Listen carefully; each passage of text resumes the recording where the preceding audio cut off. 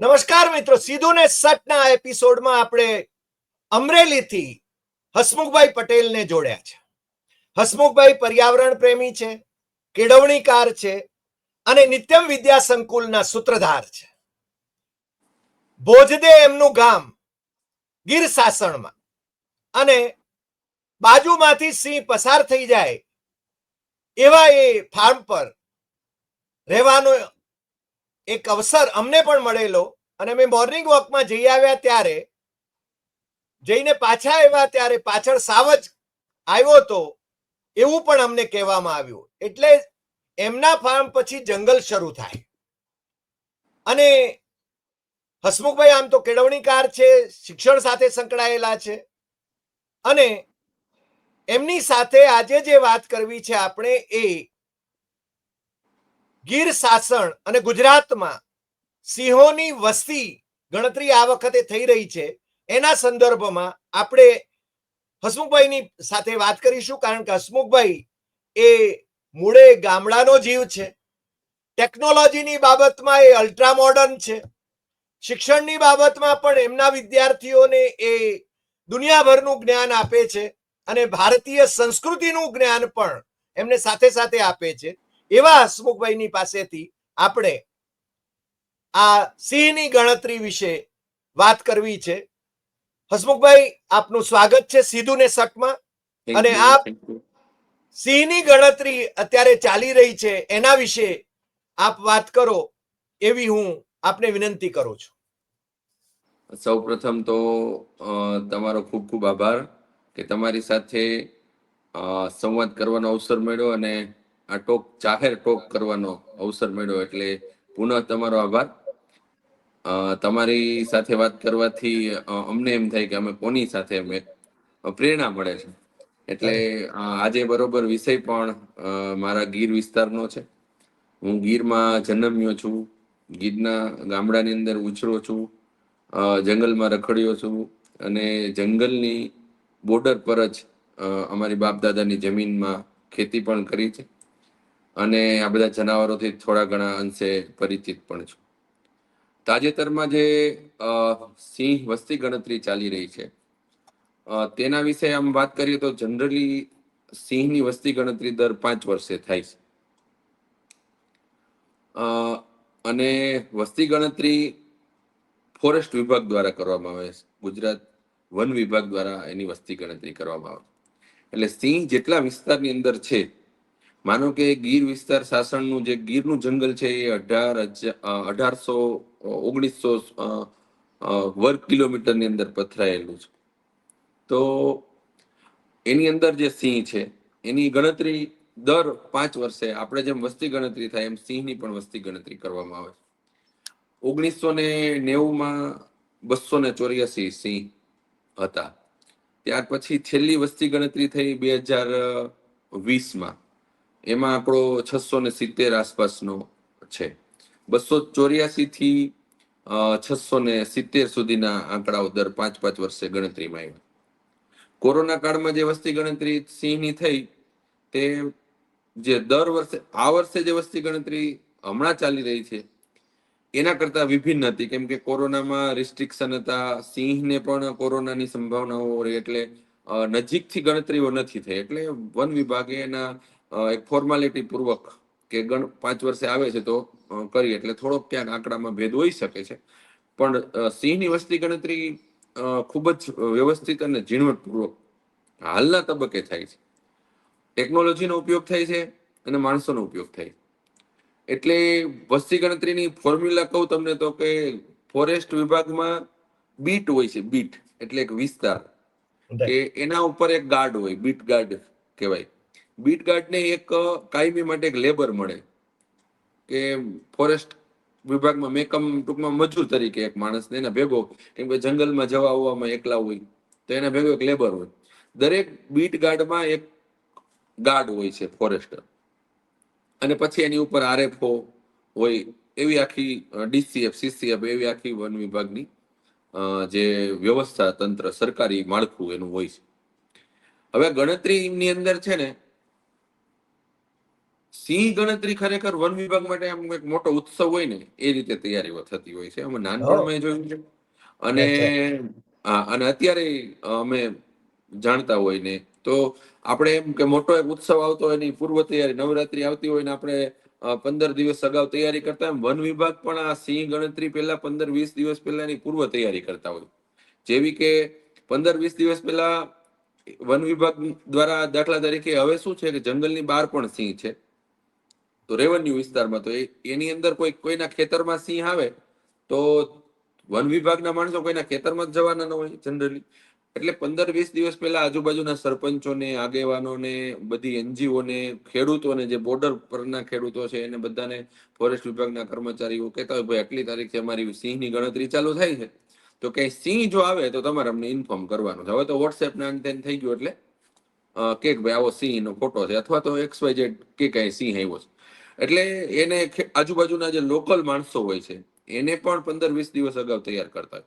પછી આખું એનું માળખું જે સરકારી તંત્ર દ્વારા બનતું હોય છે એમાં એ કદાચ એનું પેપર વર્ક શું હોય તો મને ખબર ન હોય, પણ આપણે જોયેલી વાત છે એ કે દરેક બીટ ગાર્ડ હોય એના ભેગું એક લેબર હોય, પછી અમુક ઝોનલ ઓફિસર હોય, એના બીટ ગાર્ડ માહિતી ઝોનલ ઓફિસરને આપે, ત્યાર પછી એના DCF કે વોટેવર એ આગળ એ માહિતી થતી હોય છે.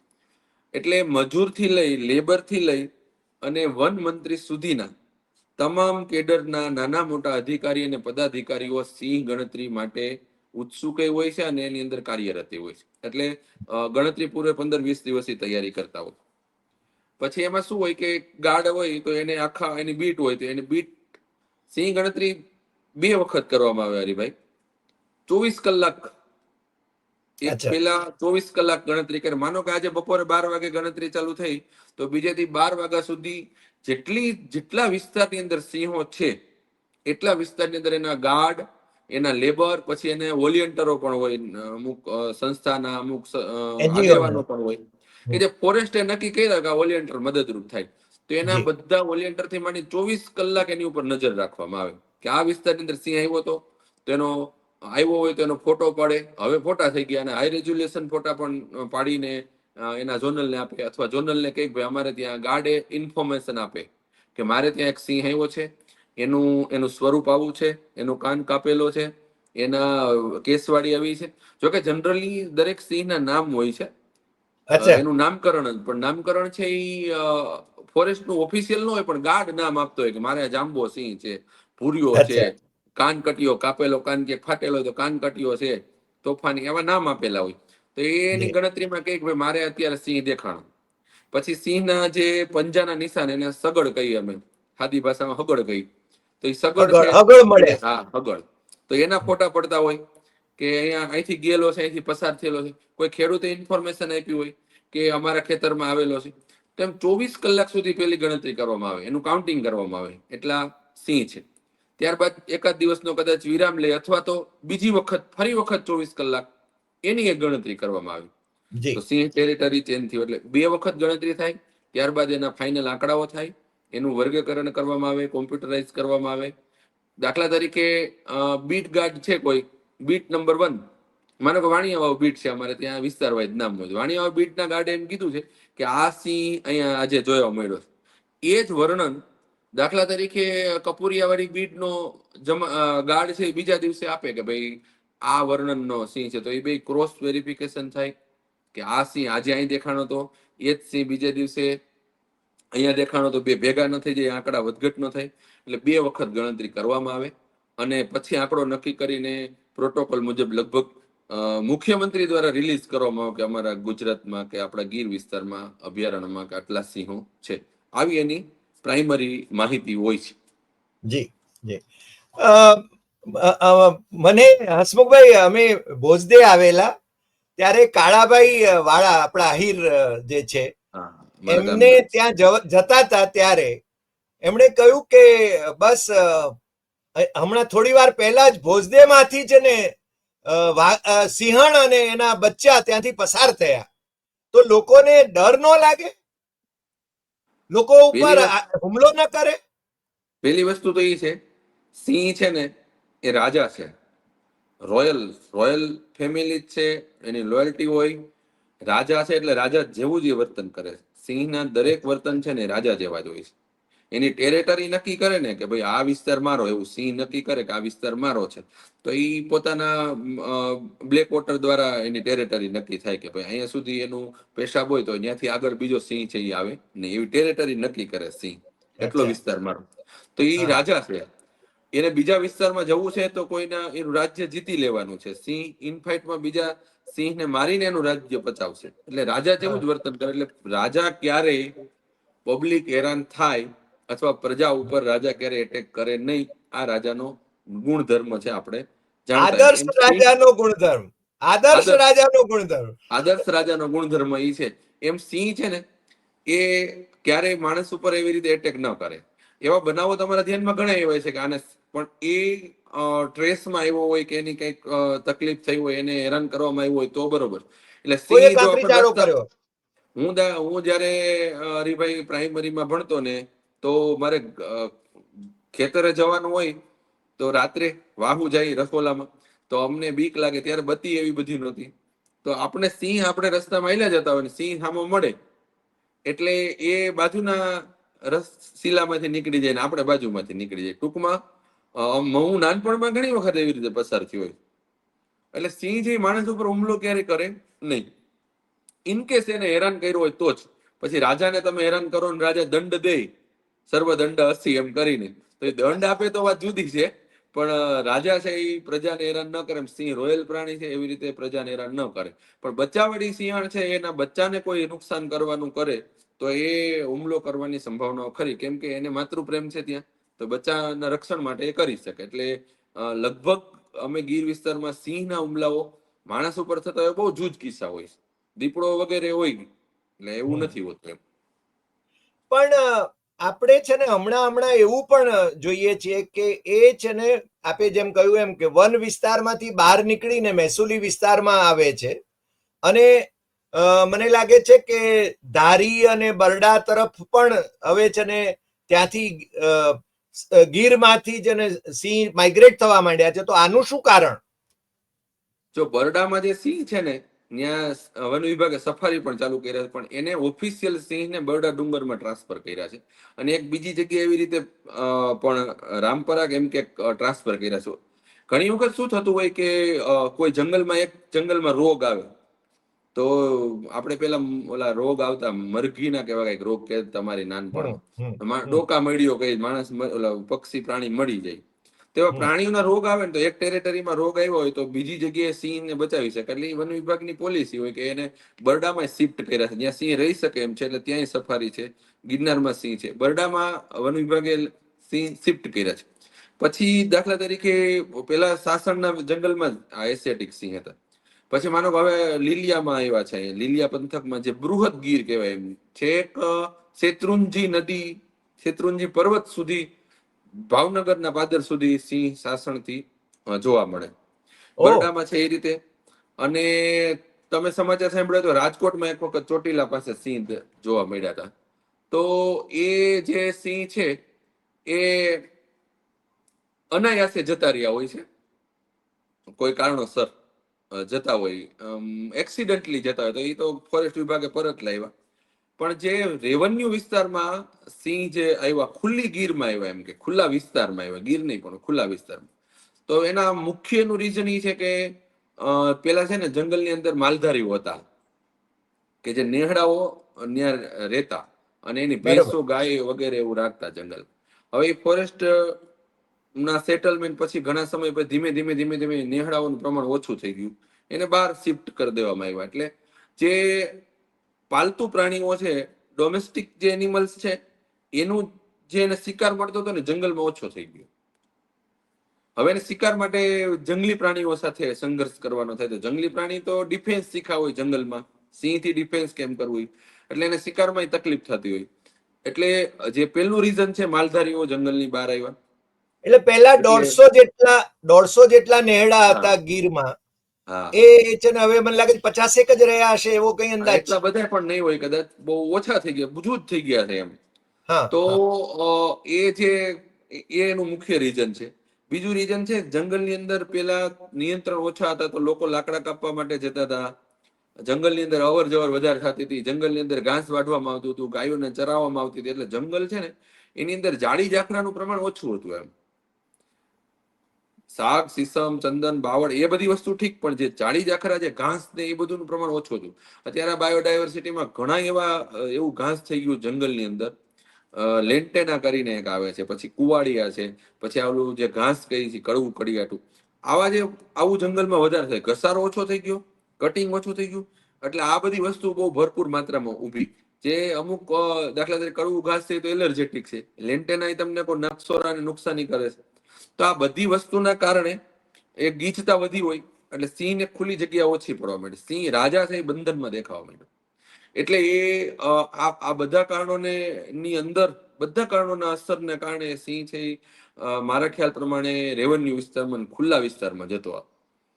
અને આપે કહ્યું કટિંગ થતું હતું જુનાગઢમાં, આમ જુનાગઢના નવાબના હસ્તક આવતું હતું અને એ વખતે નિયમિત રીતે જંગલ કટિંગ થતું હતું. મને લાગે સિંહ છે એ દોડીને શિકાર કરે છે.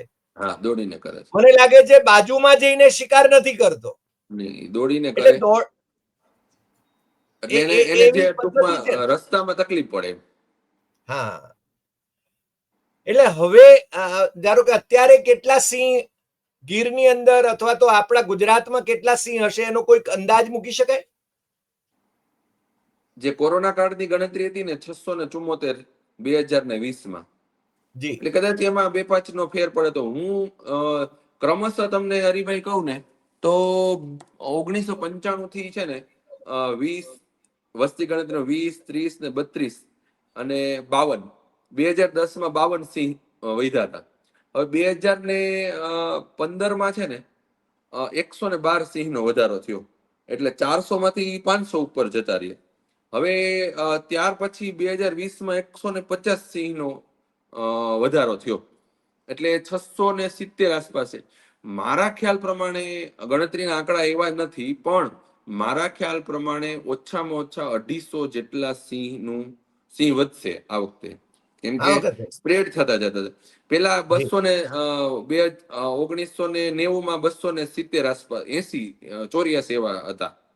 તો એમાં ક્રમશઃ 20, 25, 30 એમ વધ્યા, પછી 20, 30, 35 કે 50, 100, 150 એમ વધારો થતો ગયો. સ્પ્રેડ થાય એમ, એટલે ફેમિલી મોટા થવા માંડ્યા. એટલે હવે મારા ખ્યાલ મુજબ 850 ઉપર તમારે સમથિંગ આંકડો ગણવાનો, એવું હું માનું છું, અનુમાન છે મારું. 850, 900 એ સિંહની સંખ્યા વધી જાય એટલી થઈ શકે. હસમુખભાઈ, હું છેલ્લે એક પ્રશ્ન પૂછવા માંગુ છું, જેમાં માહિતી એવી છે કે માનનીય વડાપ્રધાન નરેન્દ્ર મોદીજીની સરકારે પાર્લામેન્ટની અંદર જે આંકડાઓ મૂક્યા એની અંદર 5 વર્ષમાં 550 સિંહના મૃત્યુનો આંક છે ને એમણે સ્વીકાર્યો છે. આ છે ને પાર્લામેન્ટમાં, સંસદમાં મુકાયેલા આંકડાઓ છે. તો આ સિંહોના મૃત્યુ એ શાને કારણે થાય છે એને વિશે પણ છે ને આપણને જાણવામાં રસ છે. એના વિશે તમે જો કંઈ કહી શકો તો. ઘણા સિંહોના મૃત્યુ છે ને ટ્રેન દુર્ઘટનામાં થયા છે. માનો કે રાજુલા પીપાવા વાળી ટ્રેન છે એ ફાસ્ટેડ ટ્રેન છે. ગીર વિસ્તારની અંદર તો તમને કહું કે જે અમરેલી થી ધારી વિસાવદર, સત્તાધાર ને સોમનાથ આ ટ્રેન છે મીટર ગેજ. જુનાગઢ સાસણ પણ વિસાવદર, એ જુનાગઢ વિસાવદર મીટર ગેજ.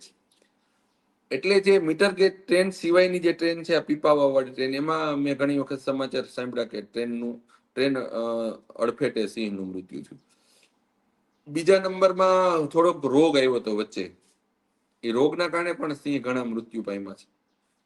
પછી ક્યાંક માનવ વસાહતોમાં ક્યાંય એક્સિડન્ટલી સિંહ મર્યા હોય, પણ મેક્સિમમ દુર્ઘટના અને રોગ, આ બે વસ્તુમાં સિંહ મૃત્યુ પામ્યા છે. અને બીજું, મૃત્યુઆંક જો જયારે 200 સિંહ હતા તો માનો કે 10 સિંહ મૃત્યુ પામતા હોય. માનો કે 600 થાય તો તમારે સ્વાભાવિક જે એની છે એમાં 30 થાય, 3 ગણો વધારો થાય.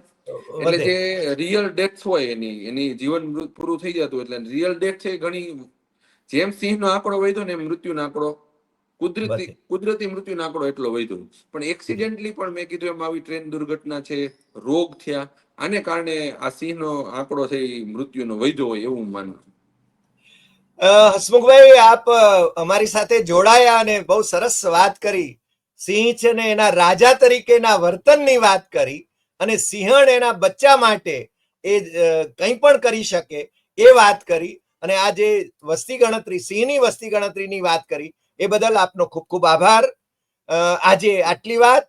ફરી મળીશું નવા એપિસોડમાં નવા વિષય સાથે.